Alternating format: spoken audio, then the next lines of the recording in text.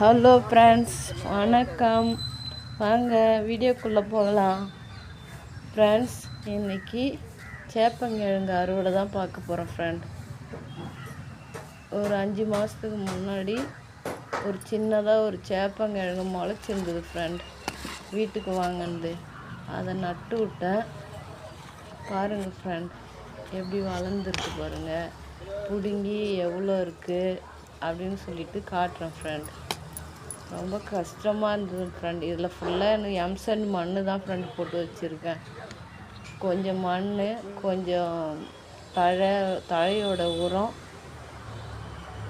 மீது ஃபுல்லாக இந்த எம்சண்ட் அதுதான். ஃப்ரெண்ட், பாருங்கள் ஃப்ரெண்ட், இவ்வளோ கிழங்கு கிடச்சிது. ஃப்ரெண்ட்,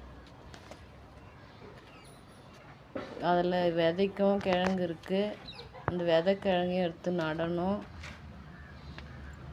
பாருங்கள் ஃப்ரெண்ட், இது கழுவி எடை போட்டு பார்ப்போம். ஃப்ரெண்ட்,